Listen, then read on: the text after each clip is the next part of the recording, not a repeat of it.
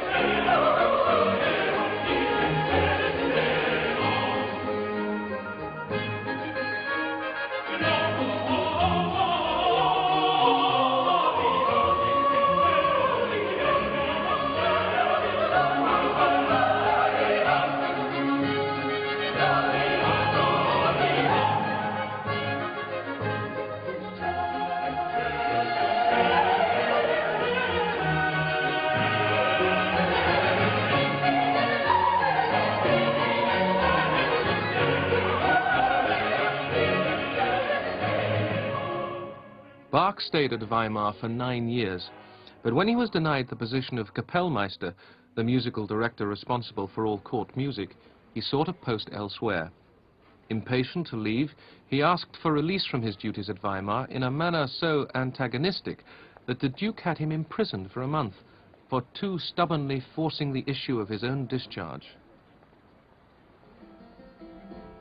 In 1717, at the age of 32, he moved to the princely court at Curtin as musical director. Here Bach was concerned chiefly with chamber and orchestral music, and once described the years at Curtin as the happiest in his life. It was here that he revolutionized the development of keyboard music with his composition of the Well-Tempered Clavier, a collection of 24 preludes and fugues written, as he inscribed on the title page, for the profit of the musical youth desirous of learning.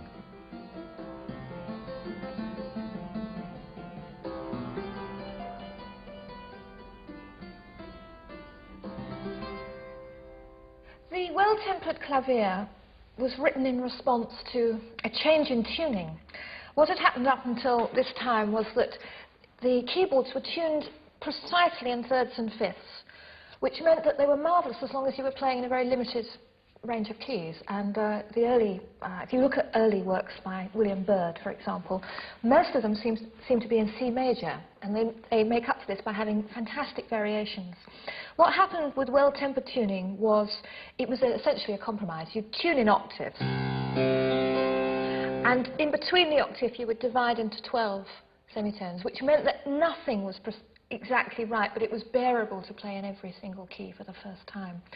And so Bach set about this fantastically ambitious scheme of writing preludes and fugues in every single key, which I don't think had ever been done before. It meant that you, instead of just writing in C major or C minor, G major or G minor, you were suddenly writing in keys as obscure as E flat minor or B flat minor. I mean, this is really new. So he started with the first book with the C major prelude, and then he moved from that to C minor. So you'd have, and then he would move up to a really new key, C sharp major. You know, so you were going step by step, up, up, up, up, and writing fugues also in all these keys. Mozart and Beethoven and Chopin and Schumann, they played this music every day. And much later, Bartók and Pablo Casals too. And it is, as they said, the Old Testament of music. And I feel very much the same. I play the well-tempered clavier every day of my life. Just 2 or 4 or 6 preludes and fugues every day, different ones. And it's a wonderful way to start the day. It's like taking a shower and cleansing yourself. It's something so pure to the spirit and the soul, and even physically I don't have to do stupid pianistic exercises which are a waste of time, because this gives you all the sensation of movements when you play a movement like it gives you all the feeling of dexterity, and you feel like dancing and bouncing, and you are happy to be alive. The bass of Bach are fantastic. If you take the G string, it's very simple, but it is already jazzy, because you have the bass coming up and down, and there is a singing bass. It's not only a bass which plays the bass note. This is singing. If you forget about the theme of the G string, you have the bass. You have